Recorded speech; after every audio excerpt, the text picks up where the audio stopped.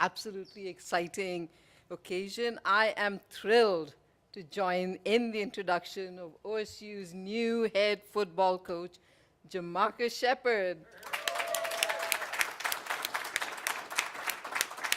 Coach Shephard, on behalf of our wonderful university, our entire OSU community, and Beaver Nation, I want to welcome you and your family to OSU.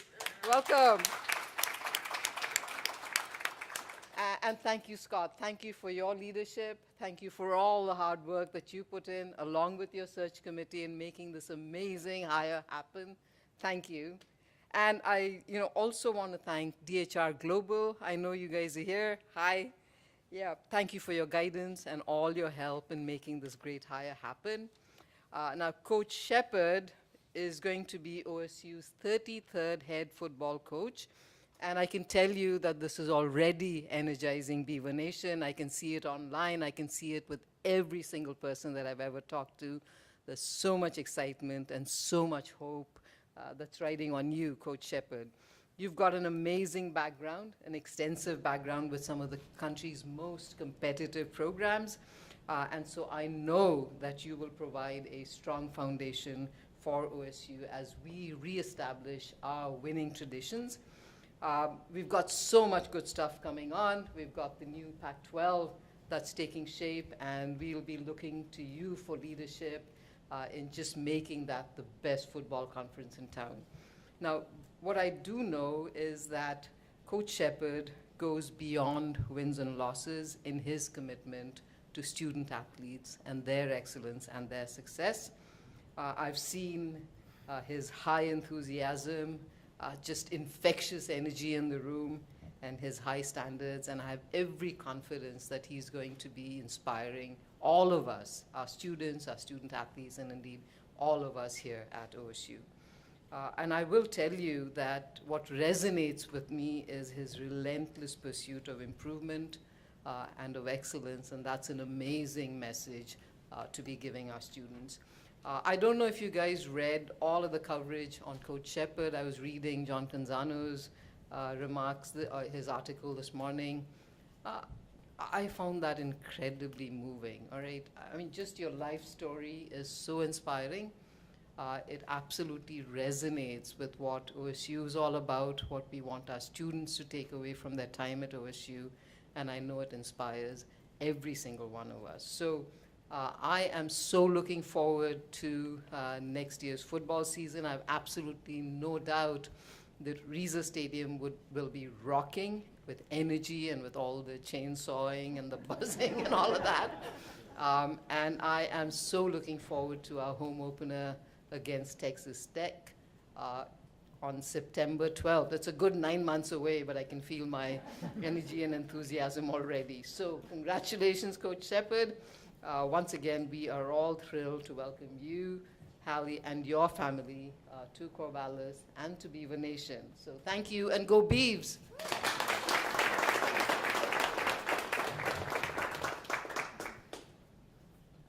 Thank you, President Murthy. I think JaMarcus knows, too, that 2 years ago he was very close to getting beaten in this stadium. Really close, right, Coach? You understand that. I know he does. We're going to learn a lot from Coach Shephard here in a few minutes. But as President Murthy has said, so many people in this room and elsewhere who have made this day possible. But the leader in all of that, again, and he's had a little bit on his plate here the last couple of years, as I think you well appreciate. But the work of the committee, the search firm, and all of the people in the conversations have led us to this day. But the man who helped lead us to this day, we look forward to hearing from him, and then he'll bring up our new head football coach. But it's my honor to introduce Vice President and Director of Athletics, Scott Barnes.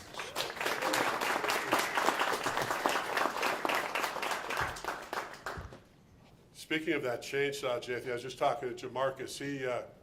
He absolutely hated that chainsaw, and now he's going to learn to love it for sure, right? It is a great day to be a Beaver, and want to send out thanks first and foremost to President Murthy for your leadership and your support of our student athletes. Appreciate you so much. Thank you to the committee. We've got a committee member or two here Thank you for your commitment to the process and your grind to get this done. We appreciate you so much. And yes, to DHR Global, Glenn Sugiyama, Dan Guerrero, thank you for being here, and thank you for stewarding this process and being such a wonderful resource to get us to the finish line in this. So, what were we looking for in our new head coach? Integrity, character, work ethic, obviously, and leadership capacity were all cornerstones in our pursuit. We wanted a winner, somebody that affected winning and affected change and knew what winning looked like.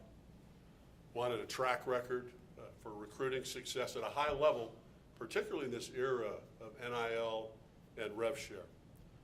Familiarity to the West Coast was something that was a bonus if we could find it.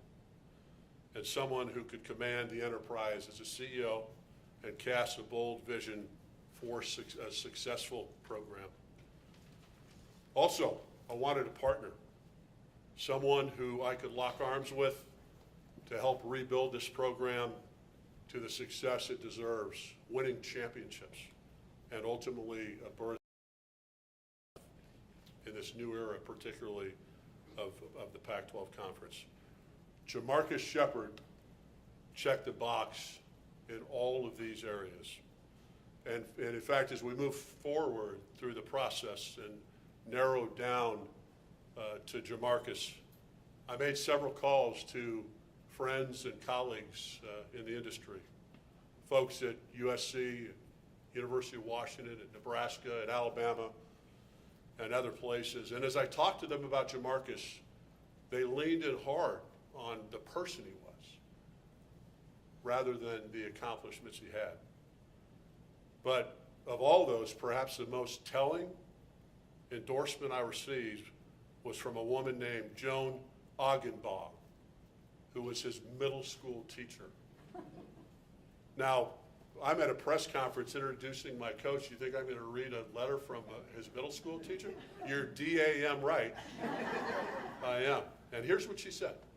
I just want to reach out and congratulate you on the hiring of one of the most amazing students I've ever had in my 33 years of teaching. I had JaMarcus when I first started my teaching career.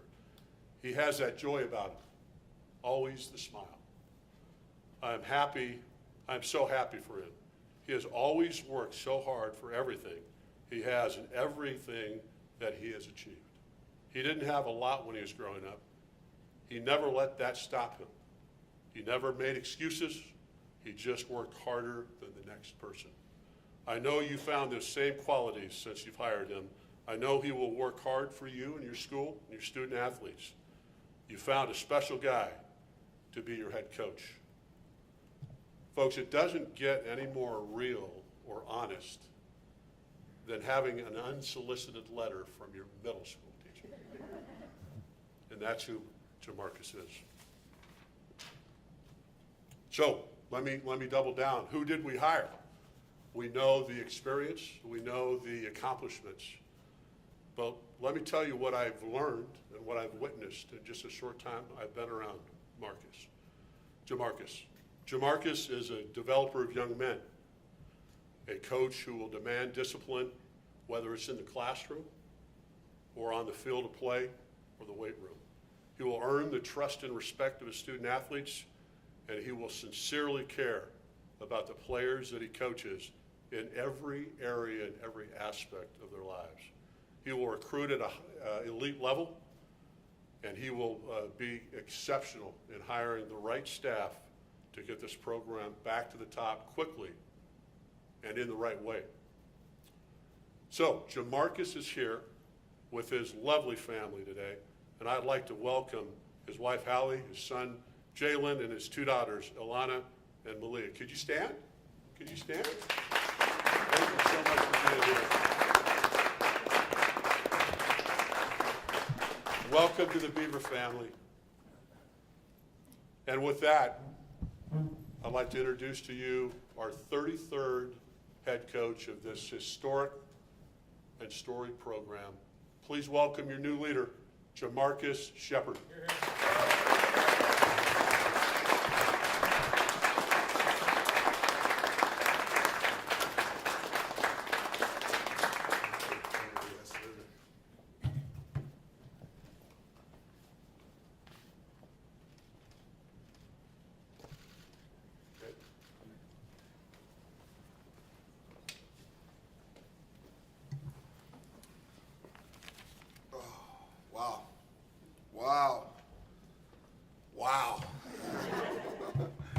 all that. A lot of things said right there, and truly appreciate everyone being here today.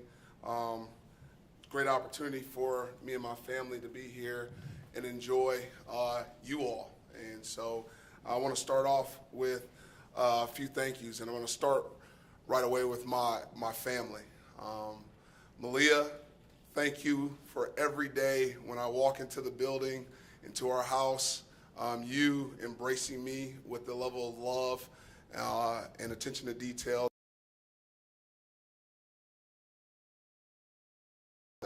Because you jump into my arms every single day, okay? Alana, thank you for taking me through the interview process, okay? Alana had interview questions for me, and she strongly critiqued every one of my responses, and I just thank you for your heart and your dedication to all things that you do, okay? Jalen, thank you for expressing that you want to be like me, and that to me, it tells me that I'm doing my part as a father, and I tell our players all the time, I want my son to want to wear your number one day because that tells me that he wants to be like you as well. So thank you for letting me have that feeling. And then to my lovely wife, Hallie, oh my goodness, the words can't express the level of love that I have for you, the level of appreciation that I have for you. You support me in every single way that a husband could want his wife to support him. You support me emotionally. You support me mentally. You support me spiritually. You support me in every way that I could possibly need a partner. And you take care of this family in a way that most don't get to see. They don't understand what you go through. And but you also take care of me. And I just want to thank you for always having your loving heart for us, okay? I also want to thank our president of our university, President Murthy. President Murthy, just thank you for your leadership in making this opportunity happen for me and my family.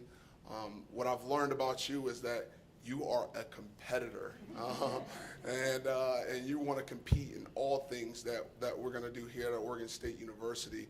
I think they've even honored you as one of the most important leaders in engineering across this world. And so the standard that you have set for this university, I want to follow right in those footsteps and be able to lock arms with you and build this program, this football program, to parallel with the level of success that you've created for yourself in this university. So I want to thank you for that. Also want to thank Scott Barnes, our athletic director. And I just want you all to know that I am prepared to lock arms with Scott. He has been so forthcoming throughout this process and giving me all the information that I needed to make this a place for me and my family, a home for us. He really, truly has shown his belief in me and what I can potentially do here at Oregon State University. And the fact of the matter is we're going to do it together. We are certainly going to lock arms and ensure that we are on the same page. And that's one of the most key ingredients in deciding to come to Oregon State University. It was the alignment. And I did see the alignment between our president, our athletic director, and everybody else within the athletic department. And so super excited to be a part of that alignment. I'll get in line and be a part of that every step of the way. I talked to our team and our coaches about having a low ego but having high output.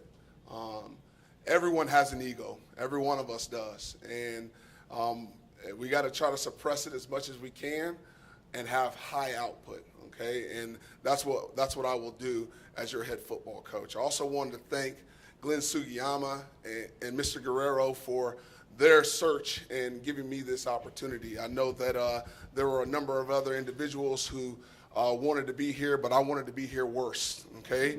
I called as soon as the opportunity came available and spoke with some folks about what this particular opportunity meant, and I think that them knowing that I had the level of interest in this opportunity aided in this process, and they did their research and called everybody, and I'm getting calls from everybody else saying, hey, I think you got a shot. And I didn't just want a shot, I wanted to be at Oregon State University, okay? And thank you for giving me that. There's a couple other folks I really want to thank, and that's Mike, Riley, Joth, Marty, Nikki, John, and Brandon.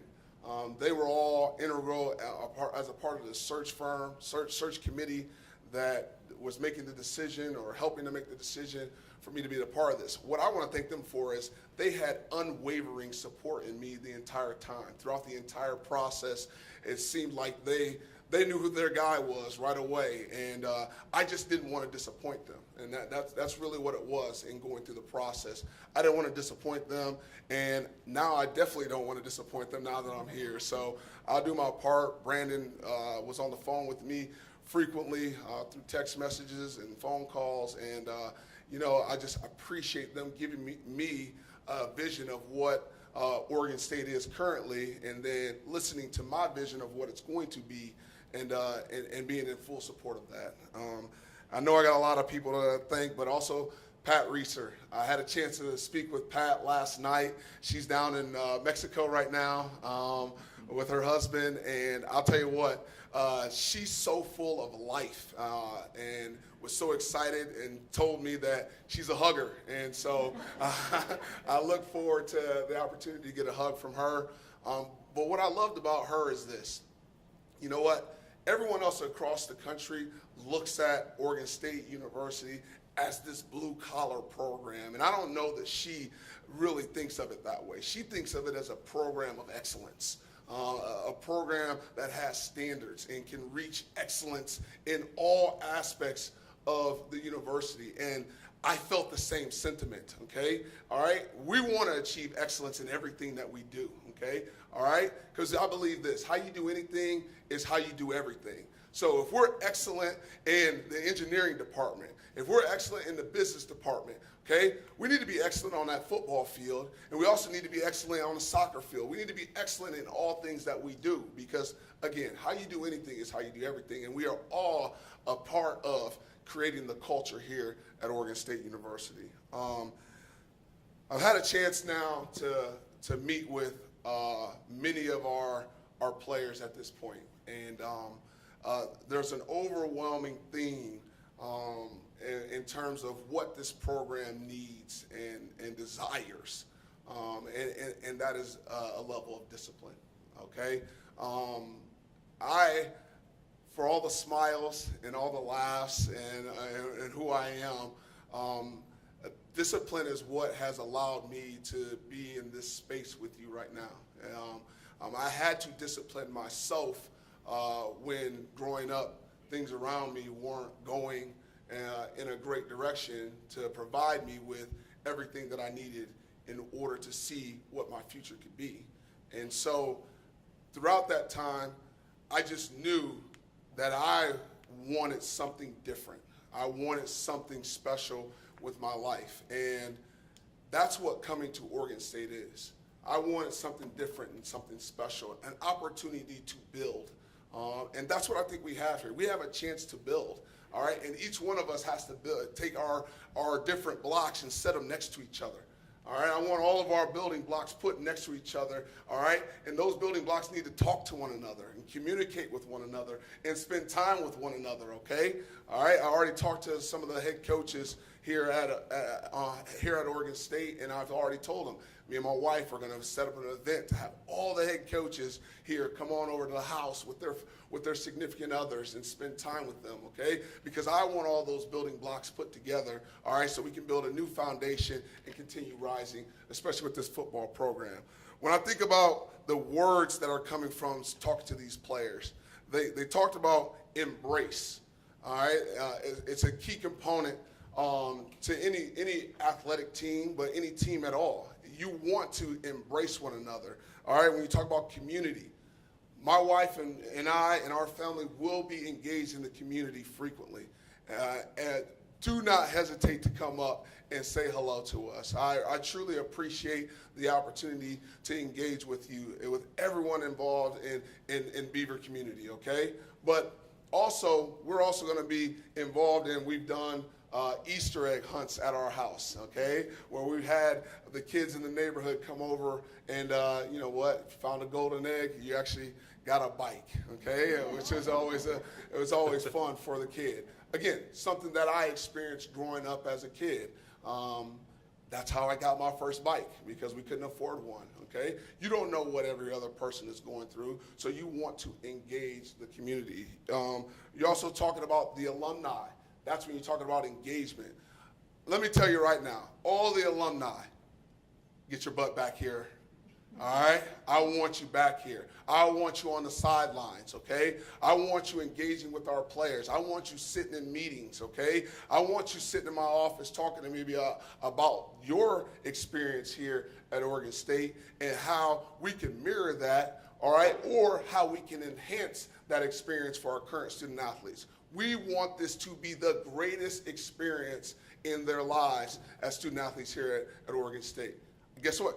I had a great experience when I went to college, so I want to impart that same thing on our student athletes. But also this, excitement. That is a word that came up. All right, our players are super excited about the new direction of the football team, okay? Not that they were disengaged before, but this is an opportunity for them to reset. Every one of them wants this opportunity to reset and create a new opportunity for them to create value for themselves. And I think that we can do that here. And that's what it is. They have to create value for themselves. In this new age of NIL, okay, sometimes people want things just to be given to them, okay? All right? We're not going to be that outfit, okay?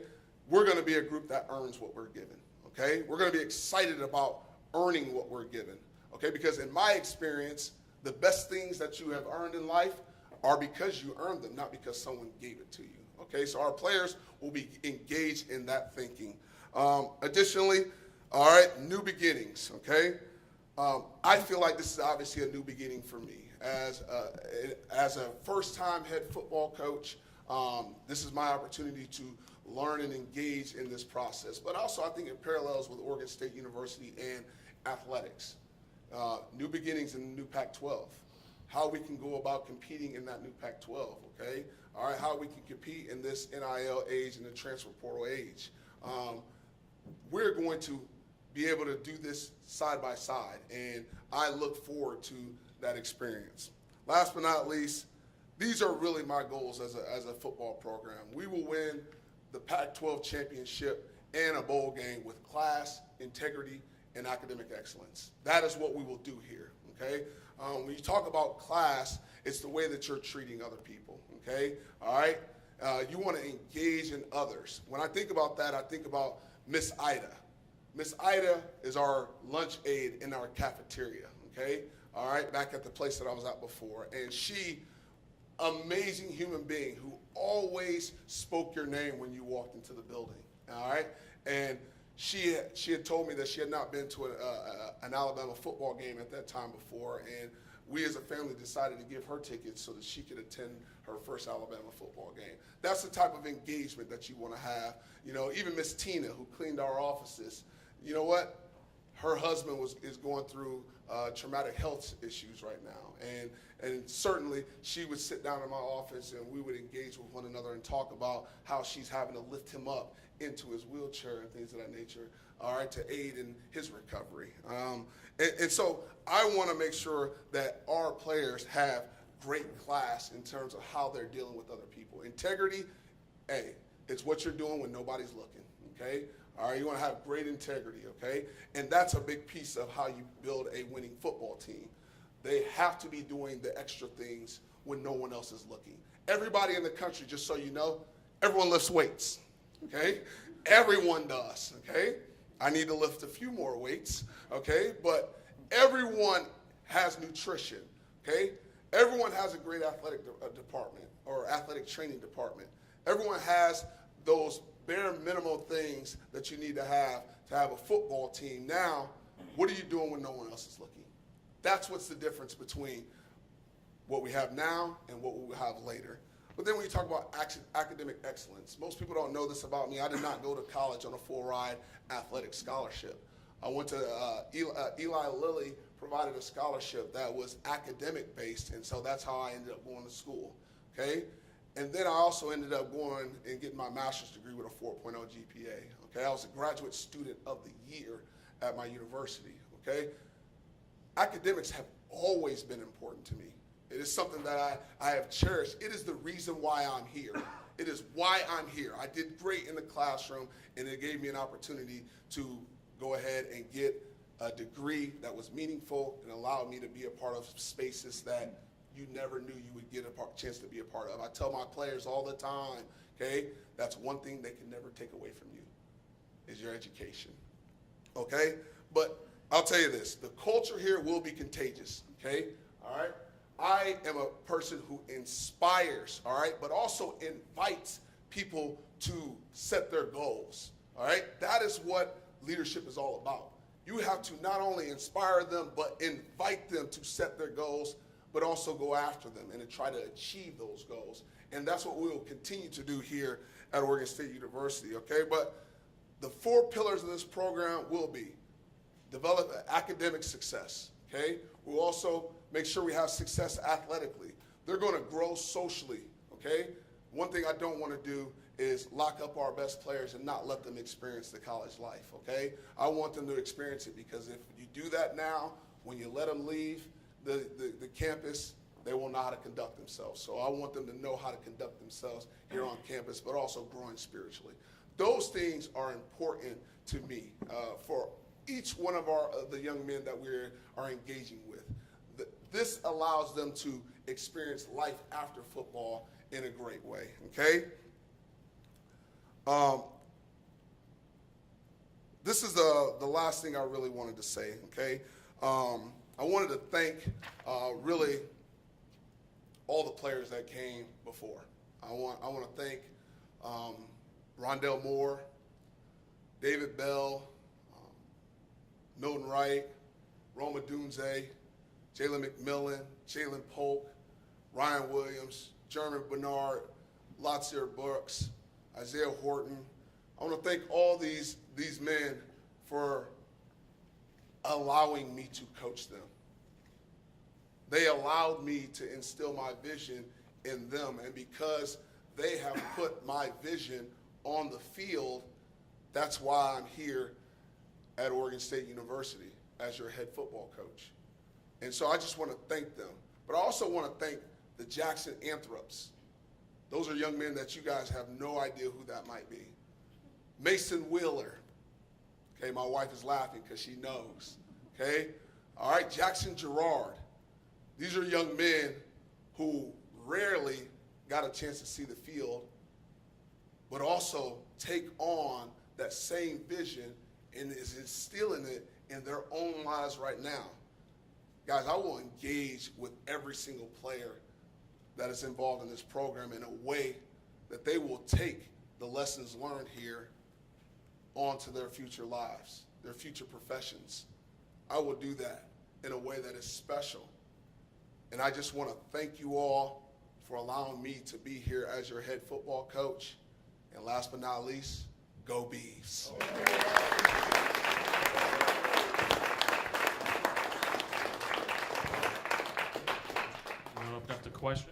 We're going to open up to questions. Please state your name, your affiliation, and who you're asking the question to with the mic.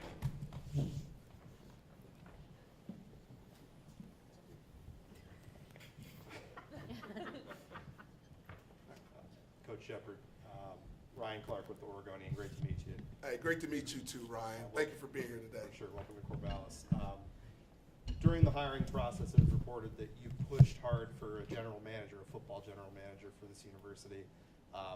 Why was that important for you to do that, and how do you feel that this school can compete in the NIL space, and sort of what assurances about that did you receive in the process?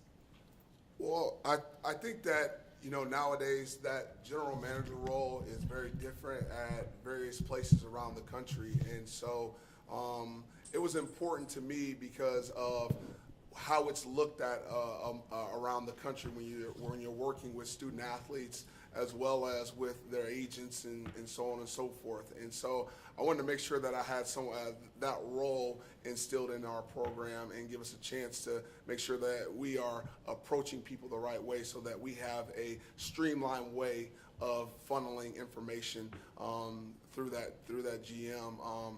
I'll tell you what, I think that Oregon State we are set up perfectly to compete in this NIL world. We're set up right where we need to be. I think that when looking at this opportunity, I felt like we were going to be at the top of our conference in terms of how we were going to be able to compete within our league, and even in some spaces across the West Coast and the rest of the country. So I just felt like that was a non-issue when approaching this opportunity. And last but not least, I don't know that anything's as short in life. Okay, all right. So I don't like to have any promises.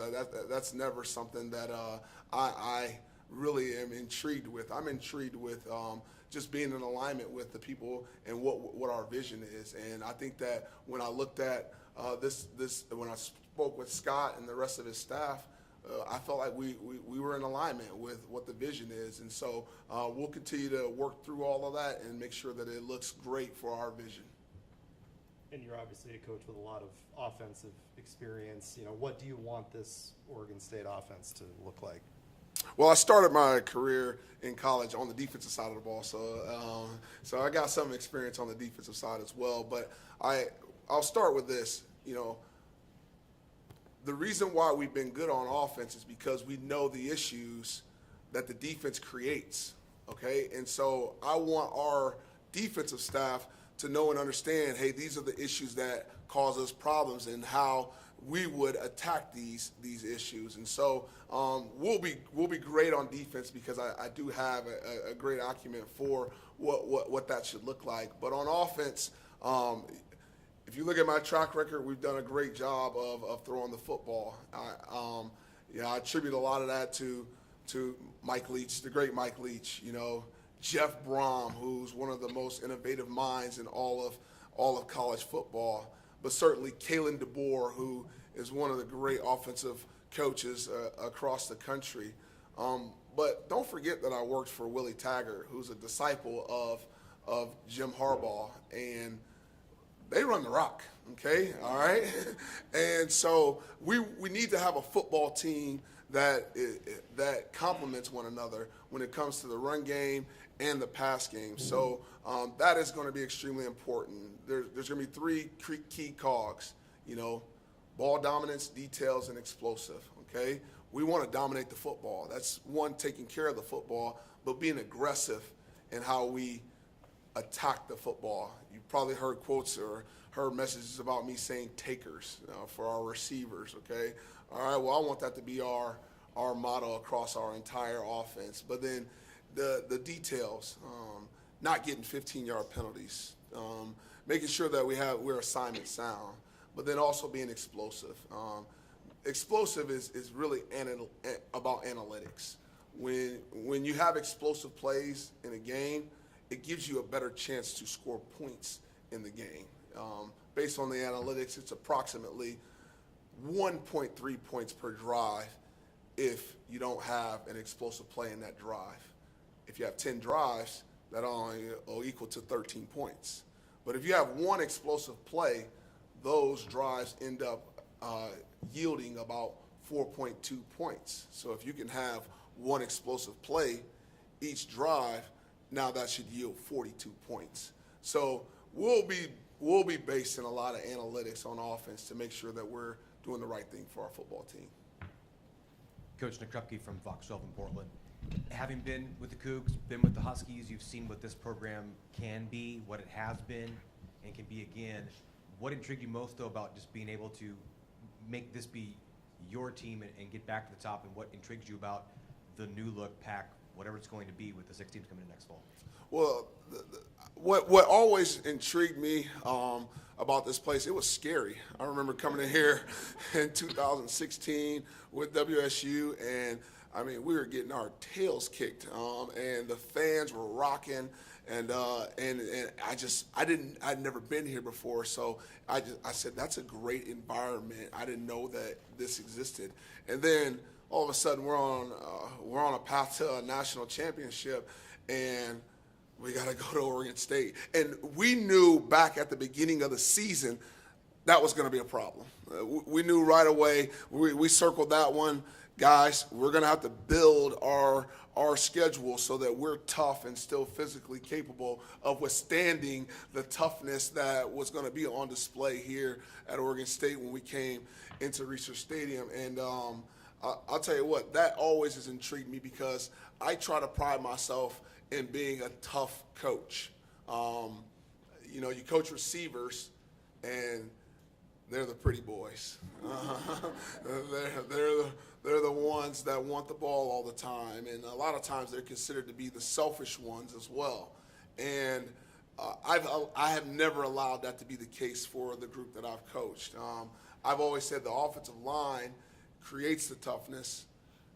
The receivers display the toughness, okay? And so when you see receivers out there blocking their tails off, then now you know you got a tough football team. And the toughness of this entire state, the toughness of this entire community here at Oregon State, but also the resilience as we've gone through these iterations of conference changes and this new Pac-12. Oregon State just came out on top. I felt like it was in a perfect place to continue forward in this new Pac-12, but also not just be a part, but take over.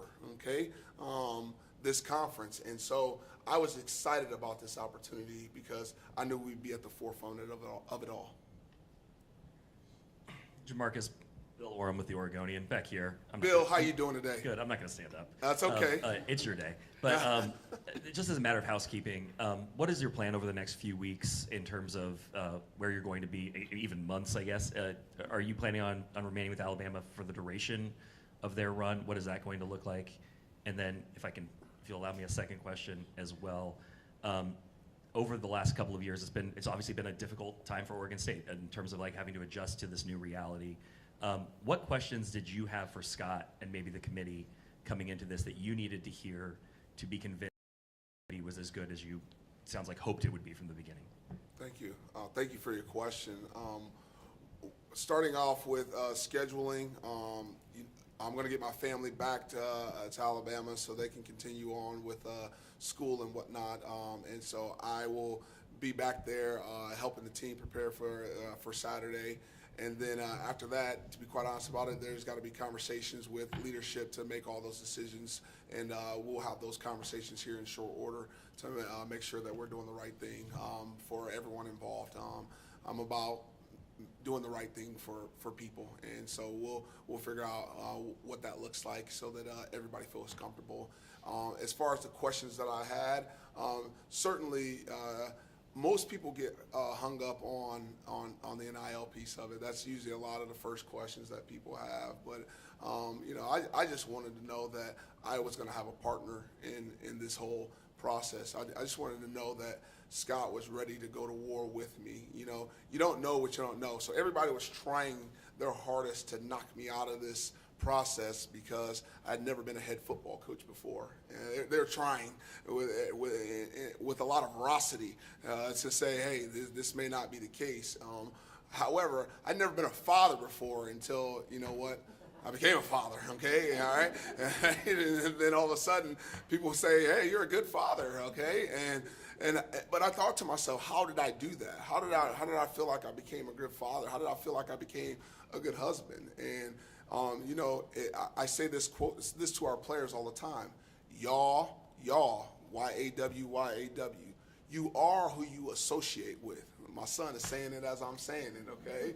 You are who you associate with. So if you surround yourself with a bunch of knuckleheads, people are going to consider you to be a knucklehead, okay? All right? If you surround yourself with a bunch of people that like to fight, then you better start carrying around some boxing gloves because you're probably going to start fighting. All right, and that helped me become a great father. But I also surrounded myself with great men who had vision, all right, with great men who were great football coaches and head coaches, all right? But I also wanted to make sure I was surrounded by a great man who knew what he wanted out of this football program. And I think Scott, he really embodied that throughout this process. He knew exactly what he wanted, how he wanted it done, and I feel like I've associated myself with someone who's going to get this done, all right? I wanted my success to be his success and vice versa. And so any issues, my issues are his issues. And that is what I know I have in our athletic director here at Oregon State, someone who is in alignment with me. Brenna Green, Coin 6, CBS station, Portland. You spoke to the players yesterday. What was the message that you hoped the players received from you yesterday? And what does roster construction look like for you over the next few weeks? I hope they receive that it's about to be hard. It's going to be very, very hard. I want to create adversity for them. I think that the best things in your life that you've achieved have come from those adverse moments and learning how to deal with adversity. I tell you what, in this day and age of NIL, some players, this will be the most money that they will have ever made in their life. I think about this all the time. It'll be the most they maybe ever make in their life. And what are they going to do when that first job comes up and they're offering them $35,000 a year for that job?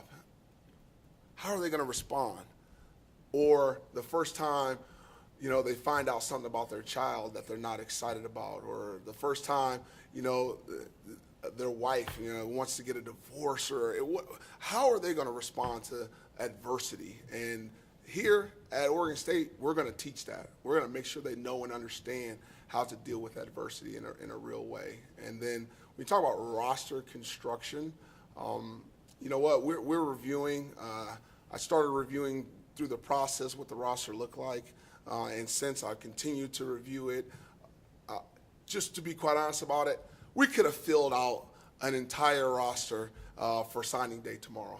We could have done it and filled out an entire roster, put 25, 30 kids and signed 25, 30 kids. But I do believe that a nucleus of our football team needs to come from local areas, from Oregon and within a 5-hour radius of this institution. Why? Because I think that those young men are the ones that create part of the culture. They're taking people back home for Thanksgiving. They're taking people to the lake and taking them out skiing, and they understand the landscape of the area that we're in. So they are the nucleus of what we do, all right? And then also, I think that Oregon State has been its best when it's recruited from the Bay Area and South and Southern LA. They've done a great job of recruiting elite players from those areas of the country. But also we got to tap into Utah. We got to tap into Colorado. I've had a lot of success in Vegas with Roma Dunze and Jeremy Bernard and even Derek Meadows, these young men coming from that area. So I wanted to make sure that we were able to bring kids from our footprint into the program. And you can't do that without getting to know them. You have to really understand what makes them tick. You want to know their family environments. You want to know this. Do they love football? That will be a priority on this football team. You have to love football, okay? All right, and if we can get a bunch of kids out there flying around who love this game the way that I love it, then I think we'll be able to get to the level of success that we want to achieve. But still going through the process of meeting with every player on the roster. I should have that done here in short order, but wanted to spend time with each and every one of them so I could hear the good, the bad, and the ugly. I wanted to hear everything to give us a chance to mitigate any issues that we could have going forward. Coach, Isaac Streeter in Portland Tribune. Nice to meet you. Oh, right here. Oh, there you are, Isaac. How you doing? I'm good. How are you? I'm doing great. You brought up the signing day stuff there just a moment ago. I wanted to follow back up on it with the signing class in the state that it is currently in and the transfer portal window approaching for you guys in January. I'm curious, how much work do you guys feel like you're going to have to do through that process to get the roster to where you want it to be next August? Well, it's no different than anybody else in the country. I mean, everybody's got the same issues. You're going to get kids that transfer. With this new iteration of the transfer portal being a one-time thing, everyone's going to have to deal with a new reality as it relates to that. And there's going to be some kids that are going to test the waters. And you know what? We have to find a way to connect with them early in this process to give us a chance to retain the players that we want to retain. that trust piece comes with three parts. It's really, having great character, and I'm going to continue to display great character. And as I hire these coaches, they will be coaches of great character. It's also going to talk about our ability to connect. We have to be able to connect with them quickly. You don't have a lot of time before that iteration of the transfer portal opens up, and so you got to find those small connections. And as I said before, it'll be through the stories, but also we have to show them how competent we are. We're gonna have a high-level, competent group of coaches who know how to develop student athletes. Some will want us to hire a whole team of recruiters. I don't think that's the best way to build out a staff. I think we need to have both good recruiters, but also men who develop, and they can see the diamonds in the rough that give us a chance to help them become the players that help us win championships. And so we'll build out a staff that way that'll ensure that as we go through this process, we're getting the right kids in here. I can't tell you how important it is to me that our team is representative of the Oregon State University's community. I don't want a team that is embarrassing our football team, our university, okay? But I don't want them to embarrass their own families, and I don't want them to embarrass themselves, okay? So that will be a priority, to make sure that we find guys who are going to come in here and they're going to mimic the things of this university. I pride myself in trying to do the right things for the university. I expect them to do the same thing. So there's a lot of things that you have to make decisions on pretty quickly, but at the same time, I want to take my time and make sure that we get the right people here. One more from me. You said you started your career on the defensive side of the ball, with those chops in your background. I'm curious, what are you really looking for on the defensive side when you're hiring a DC, and just kind of the culture and identity you want to create on defense? I think it starts with I want someone who's creative. I don't want someone who's just stuck in their ways of doing things. I want them to be consistently, as you heard our president say, looking to improve. Okay, I don't want someone who says, hey, what I did last year is going to be viable for this year, because I just don't think that that's true. So I'm looking for someone creative. I want someone with a bunch of energy and excitement. I am considered an offensive guy. All right, that's great, but I need someone on the defensive side who brings that level of passion and energy as well. I love spending time with our O-line and our D-line. That's where I spend a lot of time. I go into our O-line meetings, our D-line. I'll definitely spend time with those groups because I think that they are the nucleus of the team. But I want our defensive coordinator to know that he has all autonomy to be the passionate coach that he should be, to allow our players to gravitate towards him and gravitate towards his energy as well. But I want someone who's called it and done it themselves, who knows how to implement a program from the ground up. I will try to take a page out of Coach Saban's book, where, a lot of times, once you implement an offense or defense, it was carried over, regardless of who the next defensive coordinator and so on and so forth is. So I also want the defensive coordinator to be excited about helping train whoever the next guy is in the building. I want him to be excited about raising who the next person is, because I believe in having a system where we're going to be able to, it's basically a farm system. Okay, once someone decides to leave here, which we hope they never leave, but it just happens from time to time. I want the next guy to be already in place and ready to go, and I think that I've identified a candidate or two that'll fit the mold for all of that. Hey, Coach. Yes. Ron Callan. Beaver Ron, Sports, how you doing today? Beaver Sports Network, and I got a two-part question for you. First of all, you've been under scrutiny in a fishbowl for weeks, wondering if you're going to get offered the position, the committees. Tell us about the moment you finally got the offer, accepted it. What happened, and how excited were you?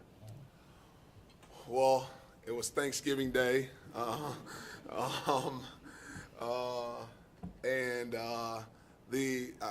had the entire receiving corps over at my house. for Thanksgiving, as well as some of their girlfriends, and so it was very surreal, at the moment, at that time. I couldn't believe it. I thought it was going to happen the day before, but it didn't. Glenn had me on the hook there the day before, and when it happened, I was so filled with just pride, joy, excitement, and then my wheels started turning right away. All right, what do I need to do next? Like, this is the next thing in the process, and what did I need to do next? I needed to sit down and eat a meal with my players. Okay, my players will and always be the priority.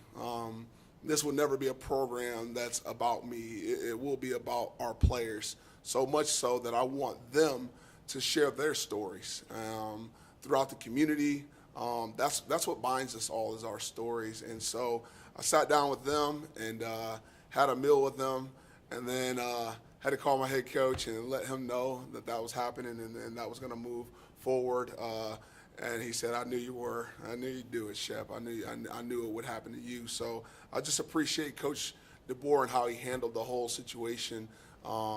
He actually announced that I was going to be the head coach here in one of our team meetings to the entire team, and to see them embrace me and just were so excited for me in that moment. That normally doesn't happen. And so I'll take a lot of pages out of his book, because he's been an outstanding mentor for me, and is someone that our relationship I've cherished since I first met him in 2013. And so I'll continue to lean on him as I go into this new stage. And again, I'm happy to be here. And real quick, Brandon Cooks on the committee. Those of us who've been around a while know Brandon so well. First of all, I guess two things. What kind of a receiver do you think he was? How great? And what impact did he have on you as far as learning about OSU? Oh, I mean, great receiver. I mean, he's been in the league, 12 years or something like that. He's been around some great coaches, and been around some great position coaches, and so organizations. It was funny, as we were on the Zoom, I made mention that I'd love to make a hire on the staff of a former Beav and get him on staff, and he messaged right away, "I'll come." In a couple of years. And I tell him, "Man, go play as long as you possibly can, and enjoy playing."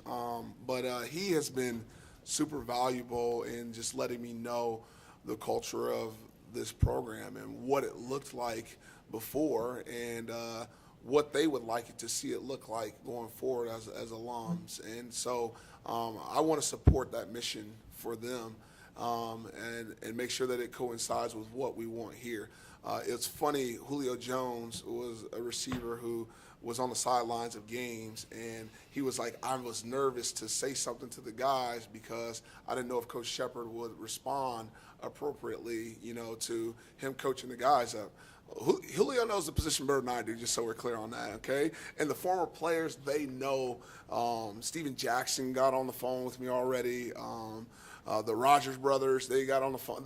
These guys, they know this sport as well as I do. So I truly look forward to them that first game here. And like I'm asking you, come back, guys. Come support it. Be around the guys. If you want to come back and do a summer workout with them, go ahead and do it, okay? All right? I want you to be around our players and let them know how it's done at the highest level, because that's where we want to go. We want to go to the highest level here, and I know that we can do it. Machado, 24/7 Beaver Blitz. Good to meet you. Welcome. Great to meet you as well. A lot of the questions I was going to ask have been asked, but you've talked a lot. You've worked with some amazing coaches throughout your career, mentors. But who else or what else inspires you? Wow, that is a outstanding question. I'll say this: when I talk about my why do I do what I do? It's really this. I think that each and every one of us approaches each day with a little bit of brokenness inside of us. Everyone has a little bit of brokenness inside of them, regardless of how you grew up, regardless of what your home environment was. Everybody has a little bit of brokenness, and I want everyone to know that you can still achieve the level of success that you want, regardless of the brokenness that you have inside. These young men walk around here and they have issues that you would never know. I've been in this office now for just over 24 hours, and I already had a young man break down crying in my office already. All of them are walking around with a little bit of brokenness, and I just want to help reinforce to them that, no, you can have the type of success that you want to have regardless of that. And so that inspires me every day. I want to, it's funny, my wife kind of looks at me funny some days. I get up in the morning, I look in the mirror, and I say to myself, hey, there's someone that needs you today, big dog. They need you, and they need you now. They don't need you a week from now. They don't need you a month from now. They need you today, okay? I don't care what's going on in your life right now. Go help them. And that is what my life is all about. It's about helping people. This life is not about, the accolades. Some people get into coaching because they want to draw up X's and O's. Believe me, I have an offensive acumen that will rival anybody, okay? They get up because maybe their mom or their dad or their coach gave them an opportunity to be a coach. I've had to grind through this thing to become the head football coach at Oregon State, and I'm not going to stop grinding, okay? All right? I'm not going to stop grinding, okay? I'm going to outwork people. That's what I'm going to do. I'm going to outwork the other people around here, okay? All right? Because I still believe in the value of hard work. I'm going to outwork them every single day. I'm going to put the time in, okay? Glenn called me and asked me, Shephard, are you going to work hard? And it almost made me mad, okay? Are you going to work hard? I wanted to fight him through the phone, okay? All right? You got a fighter on your hands, okay? All right? I fought for everything that I have, okay? And I'll continue to fight for the young men that are in this program. I'll continue to fight for Oregon State University. Okay, one last question. Hey, Coach. Brendan Slaughter, BeaversEdge.com back here on 3. Just a couple questions for you regarding to recruiting. I'm curious, obviously, just in a general sense, your thoughts on the guys you will expect to sign tomorrow, and then what's your transfer portal philosophy? Great question. The guys that are supposed to sign tomorrow, looking forward to having them. These guys have been through a lot in making a decision to come to Oregon State University, and I'm just glad that they believe in my vision and what we plan to do here. And so them only getting to know me for a day or two and making that decision to come here still, it speaks volumes not to me, it speaks volumes to Oregon State. And so I just want to say congratulations to those young men and looking forward to working with you. Unfortunately, I just forgot your second question. Portal. Oh, portal. Okay. And the portal, my philosophy there is we're going to try our best to find as many young men who actually have playing experience. We're going to do our best to attract those people. Now, there's also a lot of young men that the coaches that will be here have previous relationships with. They recruited them through high school, and maybe they went other places or on their current rosters or whatever it may be, and they're looking for a new home. So prior relationships will be a priority as well, just because we don't have a lot of time, you guys. I mean, it opens up on early January, and then we start school 3 or 4 days after it opens up. And so I want to make sure that those prior relationships we're leaning on. But I've recruited across the entire country. I signed a kid out of New Jersey, New York. I got relationships. One of the top high school coaches in the DMV got a hold of me and said, Shep, I want to send you some guys. Florida, my wife's from Florida, so I've recruited the state of Florida, all up and down. Detroit, Michigan, I've sat and played cards with head coaches all throughout Detroit. Indiana, Nashville, Tennessee, those coaches they've sent me numerous kids. Hey, this kid is in the portal. This kid wants to sign with you. Texas, LA, the Bay Area. I've talked with coaches already down in LA in the Bay Area. Las Vegas, Seattle. My relationships extend across the entire country. And so, so many people have said this, Shep, congratulations, you deserve it. And I don't think you deserve anything in life. You work for the things that you get in life. And the idea of me feeling entitled at any time, that'll never come across as how I feel. But go ahead, send me your players. I'll take them, okay? We want them, okay? Send me your guys, okay? Based on our relationship, and I'm okay with that, okay? I trust that the country is going to wrap their arms around Oregon State to make this thing great. The whole country, all these coaches, they're going to wrap their arms around Oregon State and make this thing really a tremendous experience for everybody. All right, thank you.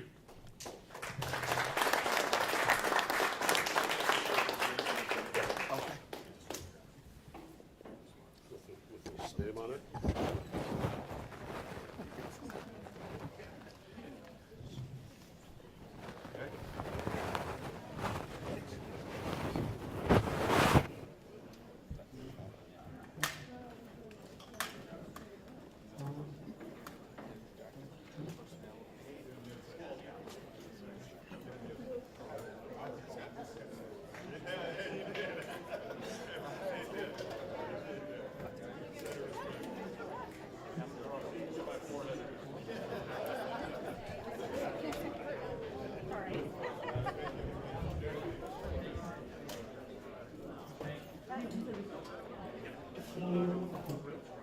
Yes, yeah, that's what I mean.